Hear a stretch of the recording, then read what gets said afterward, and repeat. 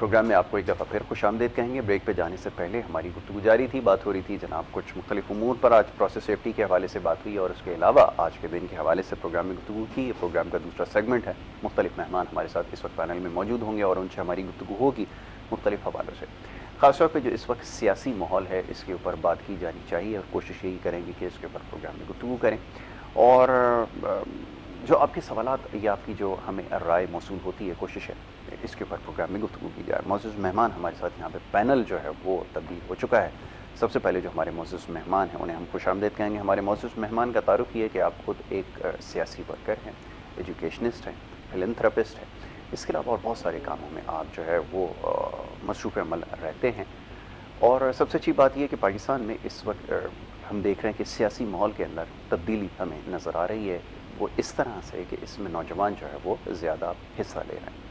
और आप क्योंकि ख़ुद यंग हैं और मामलात को समझते हैं और ख़ास तौर पे यूसी की सतह के ऊपर जो एक आम आदमी के मसाइल हैं इसके ऊपर आपने काम किया है, उसका तजर्बा आपके पास है, तो हमें ज़्यादा बेहतर तौर पर उनसे मौका मिलता है मामलात को समझने का। और इसमें हाइल रुकावटें जिसका अक्सर यहाँ पे तस्करा होता है उसके बारे में जानने का मौका मिलता है। मैं बात कर रहा हूँ तंजील अब्दुर्रऊफ साहब की, हमारे मौजूद मेहमान हैं, तशरीफ़ ला चुके हैं, उन्हें मैं खुशामदीद कहूँगा। तंजील साहब बहुत शुक्रिया प्रोग्राम में हमें वक्त देने के लिए। बड़ा शुक्रगुजार हूँ कि आप अपने मसरूफ़ वक्त में से वक्त निकाल कर जो हमारे साथ यहाँ शरीक होते हैं। अब क्योंकि आजकल सियासी माहौल ऐसा है, आपको पता है कि लोगों को जो है वो उलझा कर जो रखा जाता है। कहने दीजिए ये बात बड़ी तकलीफ है, लेकिन ऐसी ही सूरत हाल है कि लोग बहुत ज़्यादा उलझाव का शिकार हैं। लेकिन at the very same time हमारे जो मसाइल हैं वो अपनी जगह मौजूद हैं। कल भी कहीं पे बात करने का मौका मिला तो मैं जानने की कोशिश कर रहा था कि जो अवामी मसाइल हैं उसको हल करने के लिए किसी की कोई नीयत नज़र नहीं आती। विद इन द सिस्टम अगर आपने तब्दीली लानी है तो सबसे पहले आपको जिस चीज़ पे काम करना है वो जो अवामी मसाइल हैं उनके ऊपर काम करना होगा। और उसको साइंस ये कहती है कि हल करने के लिए आपको जो तरीक़ाकार है, बल्दियाती निज़ाम है, उसको फ़ाल करने की ज़रूरत है। ये आपसे बार बार पूछने का मकसद ये है कि आप शायद बेहतर तौर पे ये जानते हैं कि कहा ये जा रहा था कि जनाब वो करप्शन की नज़र हो गए या डिलीवर नहीं कर सके या बिल नहीं थी, इस तरह की बातें होती रही। ये इसमें हाइल रुकावट है क्या? और जब तक इसको फ़ाल नहीं किया जाएगा क्या कोई दूसरा रास्ता है? और अगर है तो ज़रूर उसके बारे में बताएँ। सुबह बड़ी कंस्ट्रक्टिव गुफ्तगू आपके पास से होती है। अच्छा देखिए, कराची में जो आम आदमी के मसाइल हैं ना वो बड़े बहुत सिंपल से हैं जी। अब और अफसोस ये होता है कि वो सिंपल मसले सॉल्व नहीं होते। जैसे पानी का ना आना, घर के बाहर गटर का उबलना, स्ट्रीट लाइट। आप यकीन जाने बाखुद मैं अभी निकल ही रहा था आपके शो के लिए तो मुझे एक फ़ोन आया कि और मैं ये हल्फन बोल रहा हूँ, ठीक है, और ये एक बैंक में बहुत अच्छे SEVP के लेवल पे बैठे, हमारे ही यूसी में रहते हैं। तो उन्होंने कहा तंजील भाई थक गया हूँ क्योंकि स्ट्रीट डॉग्स ने और फिर उसके बाद लाइट नहीं होती है। तो अच्छा, मैं चूँकि रिहायशी गुलशन इकबाल का हूँ और 13 D1 से बहरहाल ये शिकायत मुझे मौसूल हुई। मैंने कहा कि आपने DNC में फ़ोन किया? कहा जी हमने हर जगह फ़ोन कर दिया, थक चुके हैं फ़ोन कर करके, ठीक है। ना वो स्ट्रीट लाइट लगती है, ना वो स्ट्रीट डॉग्स का कोई मसला होता है। तो मैं बता रहा हूँ, अब वो बंदा जो SEVP के लेवल पे एक प्राइवेट बैंक में अच्छी पोजीशन, SEVP में सीनियर एग्जीक्यूटिव वाइस प्रेसिडेंट के लेवल पे बैठा हुआ बंदा है, वो आपसे ये शिकायत करे कि मेरे घर के बाहर की ये लाइट नहीं है और मैं बोल के थक चुका हूँ कि अब आप मुझे बता दें कि मैं लाइट ले आता हूं मगर मेरे पास गाड़ी नहीं है तो मुझे गाड़ी से लगवा देंगे। इट मींस कि पब्लिक अब इस दहशत तक आ चुकी है कि मैं खुद ये काम कर देता हूं, आप मुझे सिर्फ वो रिसोर्सेज फॉलो करवा दें। तो अगेन मुझे अफसोस ही हुआ था। हमने कहा यार जब तक हम कोशिश करते हम कम से कम लाइट्स ऑफ नहीं होने देते थे। स्ट्रीट डॉग्स पे बड़ी कंट्रोलिंग थी हमारी, हम कोशिश करते थे कि ये, क्योंकि ये एक ऐसा मरहला है जो दोनों रिकरिंग सिस्टम है, ठीक है। तो अब ये है कि आपके पास DMCs हैं तो क्यों नहीं हो रहा? अगेन मैं इस वक्त अगर मैं चाहूं तो बहुत आराम से ब्लेम गेम खेल सकता हूं कि मैं कहूंगा मैं 28 अगस्त को तो मैं चला गया था, ठीक है, लोकल गवर्नमेंट चली गई थी। तो 28 अगस्त के बाद अगर हम खराबी के 22 थे तो फिर इसका मतलब ये कि आपने 10 महीने में सही कर लेना चाहिए था ना, कुछ तो अच्छा हो जाना चाहिए था। मगर ये तो वर्स्ट की तरफ जा रही है सिचुएशन, डिटोरिएट हो रही है। तो मैं तो ये कह सकता हूं, मैं ब्लेम गेम कर सकता हूं, बहुत अच्छे से कर सकता हूं, बहुत फैक्ट्स एंड फिगर्स के साथ कर सकता हूं। मगर बात यह है कि आवाम ये नहीं जानती। आवाम ये कह रही है कि जी ये काम पहले भी नहीं होता, अभी भी नहीं होता। अब सिर्फ आवाम से ये बात है कि आप ये आइडेंटिफाई करें कि इसका मतलब है पहले अगर हम भी चीख रहे थे तो हम अपने जो होता है ना एक मसल को उतना ही दबा रहे थे जितना वो दब सकता था और हमने वो काम करने की कोशिश की। मगर ये प्रॉब्लम पानी का ना आना, स्ट्रीट लाइट्स का ना होना, स्ट्रीट डॉग्स की प्रॉब्लम करना, सीवरेज का इश्यूज, ये वो बुनियादी प्रॉब्लम है जो हमारे एक आम आदमी को प्रॉब्लम आती है। उसके बाद आती है जी एक सबसे अच्छा, ये एक बड़ा बेसिक लोकल आता है, और फिर आता है वो टॉपिक जो कि इकोनॉमिक्स वाला टॉपिक है जी, महंगाई। इसके दरमियान में पूरी आवाम जो है वो, आप रोजाना ट्रैफिक से गुजर रहे होंगे तो आप रोजाना देखोगे जी मैं जैम हूं, आपने अपने आप को मोल्ड कर दिया कि मैं 2 घंटे पहले निकल जाऊं कराची में, मतलब 2 घंटे बाद में पहुंच जाऊंगा, तो हमने हर चीजें मोल्ड कर दिया। मगर इन दो चीजों में इंसान मोल्ड इसलिए नहीं, क्योंकि ये डायरेक्ट इफेक्ट करता है आपकी अपनी पर्सनैलिटीज पे, आपकी अपनी सेविंग्स पे, आपकी अपनी इनकम पे। ठीक है, नहीं मईशत का बुरा हाल है जी, है आपके पास लोकल सिस्टम है नहीं, तो वो जो लोगों के अंदर वो एक वैक्यूम क्रिएट हो रहा है ना दोनों के दरमियान में, वो बहुत ज्यादा है। इन तमाम चीजों को सामने रखते हुए सिर्फ एक बात ये कि अगर हम अब जाहिर सी बात है लोकल गवर्नमेंट की तरफ देखना जरूरी है, लोकल गवर्नमेंट के इलेक्शंस हों मगर वैसे ना हो जैसे पहले हुए थे, वो इख्तियारात के साथ ना हो जो पहले हुए थे। अगर उन इख्तियारात के साथ ही आपने करना तो आप मजाक ही करेंगे। अच्छा, अब आप ये कहेंगे कि तो फिर क्या आप वापस आएंगे उस सिस्टम में? देखिए, वो उस सिस्टम में आना या ना आना ये क्वेश्चन मार्क है, मगर अगर मैं नहीं आता तो यासिर आएगा, तो क्या Yasir is will be capable enough to help those people? नहीं, अगर वो ये कर सकते तो फिर आज क्यों नहीं ये मसले सॉल्व हुए? बिल्कुल, तो बहुत सारे सवाल। बिल्कुल ठीक है।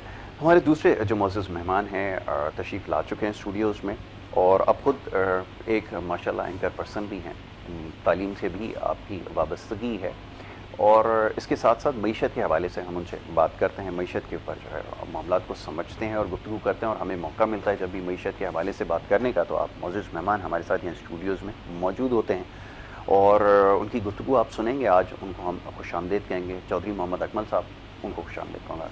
बहुत शुक्रिया अकमल भाई प्रोग्राम में वक्त देने के लिए। ये फरमाइएगा कि अभी जैसे कुछ चीज़ों का तस्करा होता है, हमारा मसला हमेशा से ये रहा है कि लोग कहते हैं कि एक ही मौजू है आपके पास, या तो आप महंगाई के हवाले से, मईशत के हवाले से बात करते हैं, या बुनियादी मसाइल के हवाले से। एक आम आदमी की जो ज़िंदगी है, जैसे अभी तंजील अब्दुर्रऊफ़ साहब ने निशानदेही की कि इसके बीच में कहीं फंस के रह गई है। अब हम इसको कैसे ठीक करें, क्योंकि हुकूमत की जो शायद तरजीहात है उसमें नज़र नहीं आता। बाय डिज़ाइन आपका जो पॉलिटिकल सिस्टम है वो एक आम आदमी को बेनिफिट नहीं कर रहा, और अगर सिस्टम को इम्प्लीमेंट करेंगे तो वो जो ऊपर बैठे हुए लोग हैं पार्लियामान में, शायद उनको वो सूट नहीं करेगा। तो एक बहुत बड़ा तसाद है, बहुत बड़ा कॉन्फ्लिक्ट है। कैसे मसला हल हो, ये ज़रा फरमाइए। देखिए, कराची के शहरी इलाकों के हवाले से अगर हम बात करें ना, कराची हो गया, हैदराबाद हो गया, तो 1990 से लेके और 92 से लेके और 2015 तक यहाँ पे बहरहाल एक पार्टी की हुकूमत रही थी, ठीक है, और उसमें ये तंजील साहब का भी उसी पार्टी से ताल्लुक़ है। आज ये गटर लाइनों की बात कर रहे हैं कि गटर लाइनें नहीं हैं या स्ट्रीट लाइट्स नहीं हैं, तो ये पिछले 30-32 साल से मुसलसल जो गवर्नमेंट के मज़े लूटते रहे हैं। वो जो लालू खेत में और इधर रहते थे, डिफेंस में शिफ्ट हो गए हैं। अब मैं नाम लूँगा तो फिर अजीब सा होगा, तो I don't want to be specific. तो ये वो तंजीम थी जो एक गरीब आदमी की, जिनका ये बयानिया था कि हम एक गरीब वाले को भी MNA बनाते हैं, एक आम आदमी को, ठीक है। तो वो जितने आम आदमी थे वो सारे खुद तो ख़ास हो गए जी। कोई बिल्डिंग माफिया बन गया, कोई इस वक्त बैरून मुल्क पहुँचा हुआ है, कोई कहीं पहुँचा हुआ है, कोई कहीं पहुँचा हुआ है। छोटे लेवल के वर्कर्स हैं जैसे तंजील भाई की तरह हैं, दूसरे ये बेचारे यहाँ पे रह के अपनी स्टिल इन लोगों को तो मौका ही नहीं मिला ना, ठीक हो गया। वो ऊपर गेम होता रहा, मतलब सर्व करने का। अच्छा सर, नहीं सर्व तो कर रहे थे किसी और चीज़ के मौके। तो अब मसला ये आया कि इन्होंने, चलो सही है भाई, सिंध में तो कुत्ते बिल्ले घूम रहे होंगे, वो एक अलग चीज़ है। आपने जो है ना पिछले 3-4 साल को छोड़े, गटर लाइनें जो है वो कोई 1 साल के लिए थोड़ी डलती हैं, ठीक है। या जो कचरे का मैकेनिज्म जो सिस्टम होता है, या वाटर बोर्ड हो गया और KMC का बेड़ा मैंने तो गर्क नहीं किया। वहाँ पे जो है ना वो तस्वीरें लगा के और इलेक्शन करवा के अपनी यूनियनों में बंदे घुसेड़ के घोष मुलाजमीन भर के आप लोगों ने लोगों को जो है ना वो एकोमोडेट किया और अपनी जेबें भरी हैं। सर्विसेज आप लोगों ने कहाँ दी हैं? सही है, आजकल जो है ना वो इसमें सिंध गवर्नमेंट का रोल है। पिछले 4-5 साल से जो जब से ये DC वाला सिस्टम आया है उस वक्त से तो हम इनको ब्लेम नहीं देते, लेकिन उससे पहले से लेके और अब तक तो इसकी एक बहरहाल इनको जिम्मेदारी ओन करनी चाहिए ना कि भाई हम जो है ना वो गवर्नमेंट में थे, और चाहे वो अपोजिशन में थे। आपने कभी देखा था कि ये इनकी पार्टी कभी अपोजिशन में हो? हमेशा जो है ये लोग जो है ना वो गवर्नमेंट में रहे हैं, ठीक है। और अब मुझे बताएं लालू खेत को जो है ना कौन सा पेरिस बनाया है उन्होंने। औरंगी के आवाम बेचारे जो है ना वो अभी भी वहाँ पे शायद तंजील भाई गए भी नहीं हो, मैं तो जाता रहता हूँ।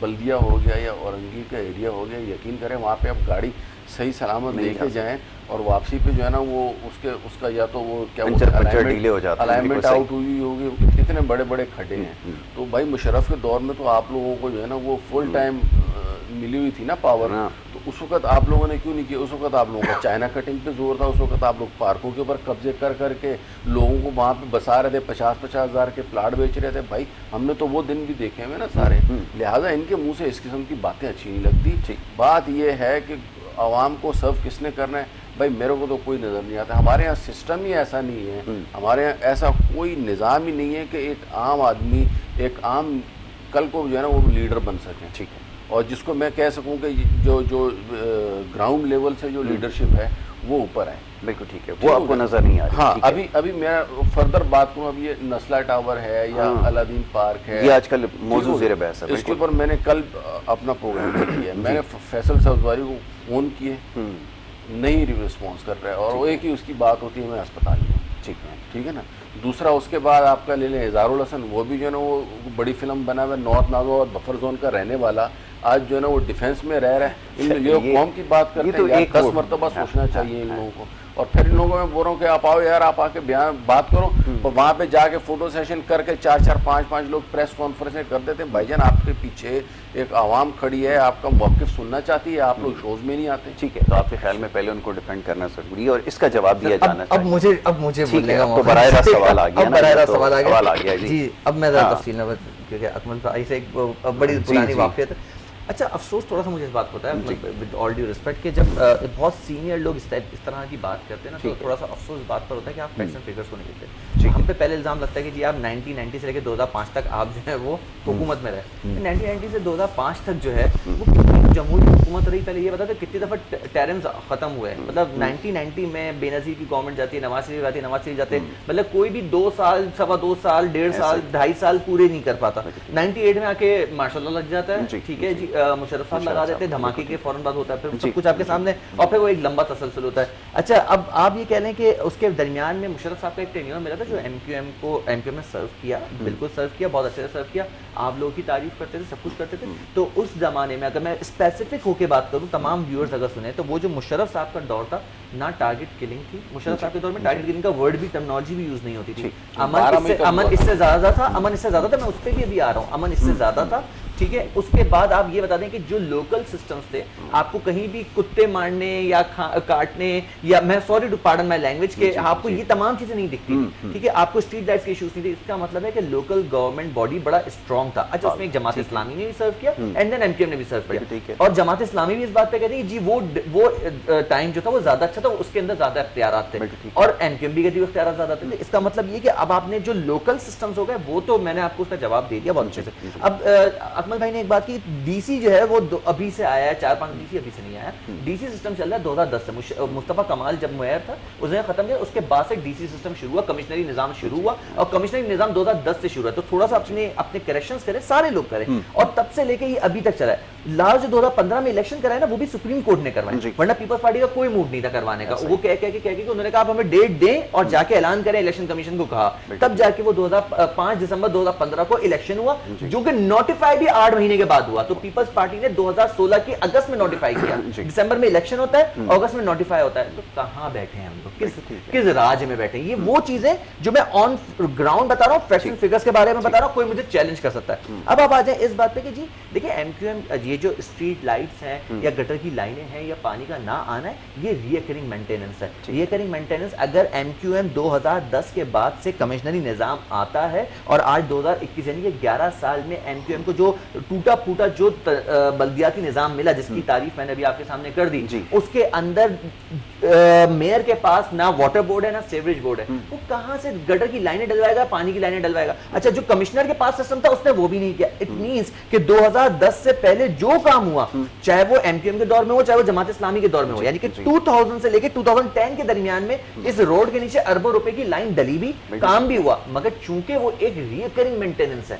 एक रिकरिंग मेंटेनेंस का मतलब सिंपल सी बात है, काम हो रहा है, वो खराब होगी, डेप्रिशिएट होगी, देन दोबारा नहीं डलेगी, नहीं हुआ। इदारों के बारे में क्या हुआ सर? इदारों के बारे में जो अब मैं आ रहा हूँ इदारों के बारे में। अब इन्होंने एक और बात कही कि इदारे जो हैं डीएमसी में, केएमसी में हमने अपने लोग भर दिए। देखिए हमने अपने लोग नहीं, जहां पर अब आप समझिएगा अपने लोग क्या होते हैं। अगर मैं एक सवाल पूछूं अपने लोग क्या होते हैं, व्हाट अपने लोग, मैं कराची वाला हूं तो केएमसी में कराची वाला आएगा, तो फिर ये सोच आपकी आई ना कि नोडेरो वाला केएमसी में आएगा, तो ठीक है चले नोडेरो वाला केएमसी में आ जाए, ठीक है कराची वाला नोडेरो के केएमसी में जा, मतलब एनडीएमसी में जा सकता है? नहीं जा सकता। तो फिर अपने लोग क्या होते हैं? अब अगर मैं ये कहता हूं कि हाँ अगर केएमसी में एक कराची वाला उर्दू स्पीकिंग लड़का या खातून गई है जॉब करने के लिए, तो हाँ वो अपने हैं, मैं ओन करता हूं। मगर आप ये बोले कि नहीं वो एमक्यूएम के थे या ये थे, तो भाई वो आएंगे ना जहां पे इदारा होगा वहीं कहेंगे ना। हमारा तो रोना ये है कि जी इलाके का एसएचओ भी आपका अपना होना चाहिए, क्योंकि उसको ये बात पता होती है। ये है दो स्कूल ऑफ थॉट की प्रॉब्लम।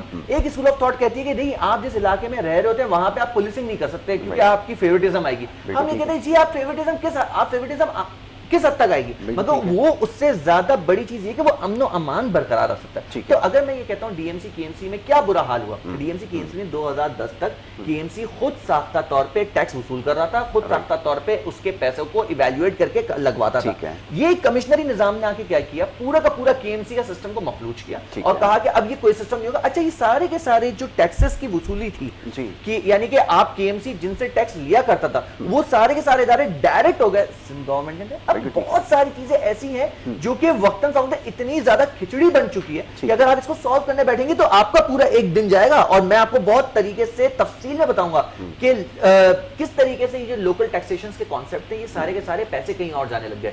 ये सिंध गवर्नमेंट ने बड़े तरीके के साथ काम किया। अच्छा अब आ गए ये बताया गया कि नस्ला टावर और अलादीन पार्क, जबरदस्त। नस्ला टावर अलादीन पार्क किसने दी है इनकी? अलादीन पार्क 1995 में लीज हुआ जी। उस वक्त मुराद अली शाह साहब के वालिद साहब थे, ये बात बार बार कही गई। और उस वक्त तो लोकल गवर्नमेंट में नहीं थी, एनक्यूएम भी गवर्नमेंट में नहीं थी। तो जब मुराद अली शाह साहब के वालिद ही वजीर आला सिंध थे जिन्होंने अलादीन पार्क दिया, तो जाके पूछे ना कोई उनसे कि अलादीन पार्क कैसा। नस्ला टावर तो उसके साथ भी। अच्छा मैं चाहूंगा इसको फर्दर एलाबोरेट किया जाए। अच्छा मैं एक बात कर दूं क्योंकि मेरे दोनों रहनुमाओं पे बात है, इजहार भाई और फैसल। अच्छा मैं उसका जवाब दीजिएगा तफसीलन, पहले ब्रेक एक छोटी सी ले लूं। उसके ऊपर जो वो बात हुई है कि क्यों मीडिया के ऊपर आके दिफा नहीं किया जा रहा, इसके बारे में हम गुफ्तगू करते हैं। एक छोटी सी ब्रेक यहाँ पर लेनी होगी। ब्रेक के बाद जब वापस आएंगे तो ये गुफ्तगू जारी रखेंगे। आप देखते रहिए गुड मॉर्निंग कराची।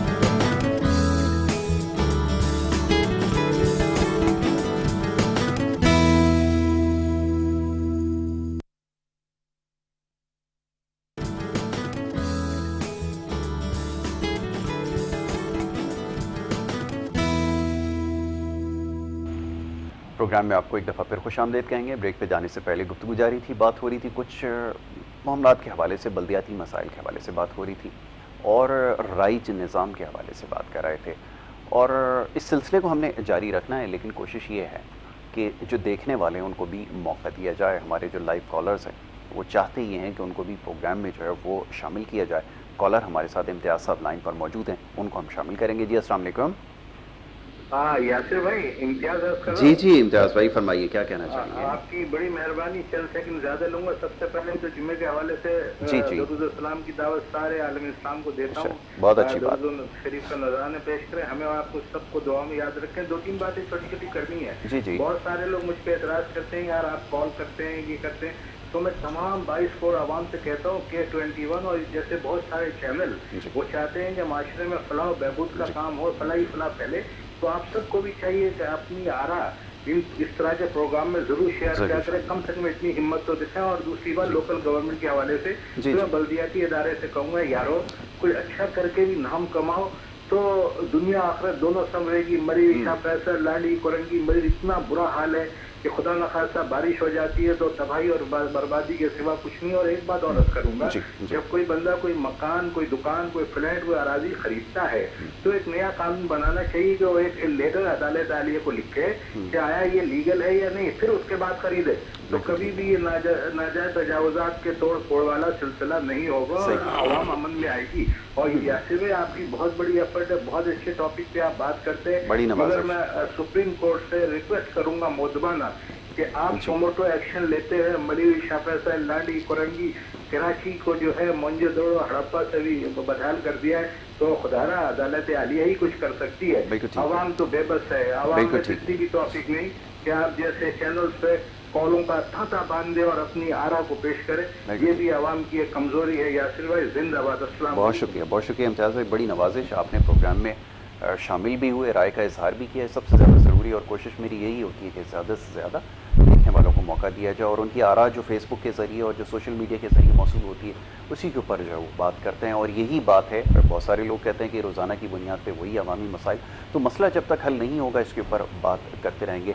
तंजील साहब, आप कुछ ब्रेक पे जाने से पहले जो एक जवाब दे रहे थे, मैं चाहता हूँ उसको मुकम्मल करें। मैं सिर्फ ये बता दें कि जैसे अकमल भाई ने बड़े इससे कहा कि फैसल भाई या इजहार भाई, देखिए इजहार भाई आज भी वहीं रह रहे हैं, वो डिफेंस शिफ्ट नहीं हुए, ठीक है, वो वहीं रह रहे हैं। दूसरी बात ये कि फैसल भाई जाहिर सी पता है, चूँकि वो मुझे नहीं पता हर बंदे की अपनी मसरूफियत होती है और सब हवाले से, क्योंकि मैं एक जिम्मेदारी लेते हुए ये बात इसलिए बात कह सकता हूँ क्योंकि उस मीडिया डिपार्टमेंट से मेरा भी एक ताल्लुक है और हमें अंदाजा होता है कि दोनों की बैक टू बैक जो है वो इंगेजमेंट चली थी। ऐसा नहीं है, अगर ऐसा होता तो फिर मैं भी यहाँ नहीं बैठा हुआ होता कि एमक्यूएम भाग रही है मीडिया को फेस करने से। एमक्यूएम ने हर लेवल पे अपने जो हम लोगों ने बेसिकली टीम बनाई हुई थी, वो जो जिस तरह की शोज और टॉपिक्स होते हैं उसके मुताबिक जो है वो तमाम लोग जा रहे होते हैं। और आपके शो में मैं नहीं आता, मेरे अलावा भी एमक्यूएम के अब्दुल हसीम भाई वगैरह बहुत सारे लोग आते हैं। तो ये बात नहीं है कि एमक्यूएम कहीं भाग रही है, एमक्यूएम इज देयर, वो लोगों में है और लोगों के साथ आपको पता है लोगों के प्रॉब्लम बड़े जेन्युइन हैं और एमक्यूएम उसको एड्रेस भी करती है। ठीक है, अभी चंद दिन पहले ही एमक्यूएम के पास नॉर्थ कराची से एक वक्त आया, न्यू कराची से बच्चे, उन्होंने कहा जी पानी की एक बूंद नहीं आई 1.5 साल से। उन्होंने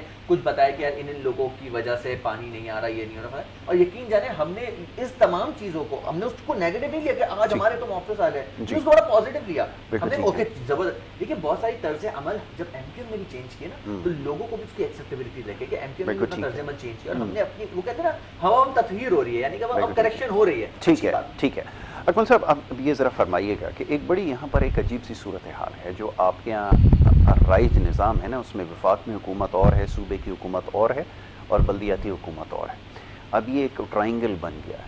अब सवाल ये पैदा होता है कि जब ये ट्रायंगल बन जाएगा तो फिर कौन होगा जो ये क्लेम करेगा कि जी ये मेरा शहर है, मैं इसके लिए काम करूँगा। सूरत हाल ये, आप इससे बखूबी वाकिफ़ हैं। मुंतखब नुमाइंदे इस वक्त सूरत हाल मुख्तलिफ है। पाकिस्तान तहरीक इंसाफ अक्सरियत के साथ मुंतखब होकर वफाक तक गई है। सदर पाकिस्तान और न जाने आपके कितने वफाकी वज़रा यहाँ से हैं, जो बज़ाहिर ऐसा लगता है मुझे तो ये बताया गया है कि उनका शहर कराची से ताल्लुक़ है, मैं शायद ज़्यादा वाकिफ़ नहीं हूँ इससे। तो MNAs भी हैं, MPAs भी हैं, उसके बावजूद वो भी हाथ उठाए हुए हैं कि हमारे पास इख्तियारात नहीं है। तो फिर सिर्फ इनको पकड़ लेना कि जी आप ज़िम्मेदार हैं सारे के सारे काम के। जो वफाक में बैठे हुए लोग कहते हैं कि हम ज़िम्मेदार नहीं हैं, वज़ीर आज़म भी यहाँ से, प्रेसिडेंट ऑफ पाकिस्तान और दीगर पता नहीं कितने ना जाने आपके पास हम ओहदे हैं, वो भी डिलीवर करने में नाकाम है। तो फिर जो सबसे नीचे तबके पे आते हैं, जो 3rd टियर में आते हैं गवर्नमेंट के, उनको जिम्मेदारी ये सारी डाल देना किस हद तक सही है। और बीच वालों की तरफ मैं बाद में आऊँगा, जो इसका जो दूसरी जो है ना, जो सूबाई हुकूमत है, जिसकी सबसे ज़्यादा जिम्मेदारी है, जो सबसे बड़े स्टेक होल्डर हैं, उनके ऊपर तो बाद में आता हूँ। पहले ये ज़रा फरमाइएगा जी। अच्छा, पहले तो शुक्रिया तंजील भाई का, इन्होंने मेरे फैक्ट्स एंड फिगर्स को थोड़ा सा दुरुस्त किया। साल 1-2 साल आगे पीछे थे वो इन्होंने सही कर दिए, ठीक है ना। 2-3 बातें मैं करूँगा। एक, इन्होंने कहा कि ये गटर लाइनें रिकरिंग इवेंट होता है, तो ऐसा तो नहीं है। गटर लाइनें और सड़कें दुनिया भर में बनती हैं, ये रिकरिंग इवेंट नहीं होता। मतलब आप देखें ये अंग्रेज़ों के बनाई हुई रेलवे लाइन है, अंग्रेज़ों के बनाए हुए पुल हैं, अभी तक चल रहे हैं। गटर लाइनें भी जो उनके ज़माने की डली हुई अभी तक चल रही है। अगर काम सही तरीके से हुआ हो तो ये इंफ्रास्ट्रक्चर का काम जो होता है ये कोई साल 10 साल बाद नहीं होता, ये 50, 100, 70, 80 सालों के बाद होता है। ठीक है ना। तो ये कहना कि ये गटर लाइनों का या फ्लाईओवर जो बने हुए हैं, आपका क्या ख्याल है कि 10 साल के लिए बने? इट हैज़ लॉन्ग लाइफ ना। तो अब अगर आज गटर लाइनें बंद हो रही हैं, खुल रही हैं, और अगर ये 8-10 साल बाद ही उनका ये हाल हो गया। अब भाई साहब ने जो फ़ोन पे बात की, आप देखें उनका ताल्लुक कहाँ से था, वही शाह फैसल, लांडी कोरंगी, वहाँ पे कौन था? मेरी हुकूमत तो नहीं थी। ठीक हो गया। ठीक है। तो एक चीज़ गलत हुई है, आप उसको ओन करें, एक बात। दूसरी बात ये कि आप कहें कि जी नहीं आपके जो है ना वो यहाँ से हमारे पास तो इख्तियारात ही नहीं थे, तो वसीम अख्तर क्या भुट्टे सेक रहे थे, वो KMC में क्या कर रहे थे, छोड़ देते ना। ठीक है। वो एक इनका ही बहुत ज़बरदस्त शेर है, कुर्सी है, कोई तुम्हारा ये जनाजा तो नहीं है, कुछ कर नहीं सकते, मसला हल हो जाता है, नहीं जाते, छोड़ देने से उतर जाते हैं। ठीक है, किसी और को मौका देते, वो तो अब इस वक्त सिंध गवर्नमेंट मजे में आई हुई है, नस्ला टावर, और उनका तो मीटर दोबारा से डाउन हो गया ना भाई, वो दोबारा से मैदान साफ हो गया, ये दोबारा गिर जाएगा, फिर से अलाटमेंटें होंगी, फिर से लोगों को देंगे, फिर से माल कमाएंगे, क्योंकि आला अदलिया के फैसले बसद एहतराम हमारी सर आंखों पे। कल मैंने प्रोग्राम में भी बोला अभी भी आपके इस प्लेटफॉर्म से भी बोल रहा हूँ कि भाई जिन्होंने वो काम किया है, अदालत को चाहिए कि उनको सजा देना, उनको लटकाए। बिल्कुल ठीक है। ये थोड़ी है कि आपने जो मुतासिरीन को बोल दिया कि चल भाई ये गिरा दो वो गिरा दो। इसका मतलब तो बिल्कुल ऐसा है कि एक नाजायज बच्चा है, उसका पता चला कि यार ये नाजायज है, और उसको ऑर्डर दे दिया जाए कि नाजायज है, उसको मार दो, और जो उसके जो माँ बाप हैं, जो उसको पैदा करने वाले, उनको बोले यार तू खैर ठीक है, थोड़ी सख्त बात है, लेकिन ये कि ठीक है, ये चीजें जब चल रही हैं तो मेरे ख्याल में आला अदलिया से मेरी भी दरख्वास्त है कि आप उसमें जो कल्परेट्स इसमें इन्वॉल्व हैं, आप बेशक उस नाजायज बच्चे को जायज कर दें, ठीक है, उसको कानूनी रंग दे के, जैसे भी है। आपने बनीगाला को भी किया, आपने ये बैरिया टाउन को भी जो है ना एमनेस्टी दी है, कई सारे ऐसे हैं जहाँ पे। अच्छा, एक चीज है जिससे पब्लिक इंटरेस्ट एट लार्ज मुतासिर हो रहा है। अब जैसे पवेलियन एंड क्लब है, ये दूसरा है, तो उनमें पब्लिक इंटरेस्ट, अब किसी का क्या रोल है, वो गवर्नमेंट का नुकसान था, गवर्नमेंट की जगह थी। अगर गवर्नमेंट को ही दोबारा दे दी जाती, और जो जिन्होंने बनाया, अरबों रुपए कमाए उससे लोगों ने। ये जॉयलैंड प्राइवेट लिमिटेड वाले, आपको पता है बहुत बड़ा टेक्सटाइल का और इधर का ग्रुप है, नाम मैं नहीं ले रहा उनका, उन्होंने 2-2, 3-3 लाख रुपए की एक मेंबरशिप बेची है भाई। उनका महीने का रेवेन्यू करोड़ों में था। जी। तो अब उनके स्टाफ को 2000 को एकदम सड़क पे लिया है, कोई उनसे पूछने वाला नहीं है। लटकाओ ना उनको, उन्होंने क्यों गलत लीजें करवाई, क्यों गलत एग्रीमेंट किए, उनको अब सजा नहीं दे, इमारतें अब गिराए जा रहे हो तो सही है, उनके भी मजे हैं, उनके दोबारा से मीटर डाउन हो जाएंगे सबके। भाई जो कमाने वाले थे वो करोड़ों कमा के अगले और मिले लगा के चले गए, दे आर लीज बॉदर्ड। लेकिन क्या ये मसला हल इससे होगा कि अगर सबको जवाब फराहम करते रहे और जितनी भी गैर कानूनी तामीरात हुई हैं, मेरे हिसाब से सजा मिलनी चाहिए, सजा मिलनी चाहिए, जो लोग जिम्मेदार हैं उनका तयन हो और उनको सजा मिलनी चाहिए। एक बात, दूसरी बात, अभी आपने जो सवाल असल किया था ना, वो किया था ये काम कौन करेगा, और ये गवर्नमेंट के टीयर्स दुनिया भर में। तंजील भाई विल सेकंड के जो फेडरल लेवल की गवर्नमेंट्स होती हैं या स्टेट प्रोविंसेस लेवल की, जैसे दूसरे अमेरिका है या ऑस्ट्रेलिया, वहाँ पे स्टेट से छोटी, तो अब वहाँ पे जो फेडरल गवर्नमेंट है या जो पूरी स्टेट की उसका काम ही नहीं है ये, ठीक है, ये गटर लाइनें बनाना या जो भी तरक्याती डेवलपमेंट तो काम है या हो चुकी है, लोगों को भी समझ में आ गया है, काम ही नहीं है। करें क्या वहाँ पे ऑस्ट्रेलिया में तो बाकायदा इसका मतलब ये चीज़ ही एक सेपरेट है। बिल्कुल ठीक है। जो जैसे हमारे यहाँ पे अगर नेशनल असम्बली की या प्रोविंशियल असम्बली की बात की जाए तो दे आर जस्ट, इनका काम है कानून साजी करना। ठीक है, देख रहे हैं कि ऑपरेशनल लेवल का काम ही डिस्ट्रिक्ट गवर्नमेंट का है, उस इलाके के नुमाइंदों का काम है जो उस इलाके से मुंतखब हों, ये उनका बुनियादी हक है। ये उससे भी आगे चले गए, उन्होंने उसको आउटसोर्स कर दिया है। अब तो बहुत सारी नहीं आउटसोर्स कोई हल नहीं है भाई। मैं कह रहा हूँ जो मेरी गली के जो मोहल्ले डीसी के या ये छोटे मलियाती इलेक्शन होते हैं, वो तो उसमें छोटे छोटे इलाके होते हैं ना, उसमें ये तंजील भाई खड़े होंगे, ये कोई दूसरे तीसरे खड़े होंगे, तो ये तो हमारी पहुंच से दूर नहीं है ना, हमारी तो 4 गलियों के बाद इनका घर है। बिल्कुल ठीक है। तो एमएनए कहाँ बैठा हुआ होता है, वो कहाँ से कहाँ आता है, इसका काम भी नहीं है ये बात। बिल्कुल ठीक है। बेसिकली इनका काम है ये कि जो उस इलाके का नुमाइंदा है वो आवाम को सर्व करे। अब यहाँ पे एमएनए को दे दी जाते हैं भाई, एमएनए का मतलब आपको पता है पूरा जिले से भी बड़ा, उसमें लाखों की कॉन्स्टिट्यूशन किस को सेटिस्फाई नहीं कर सकेगा। बिल्कुल जाहिर है, और उसके पास फंड्स भी नहीं है जो है वो शहरी हुकूमत का है।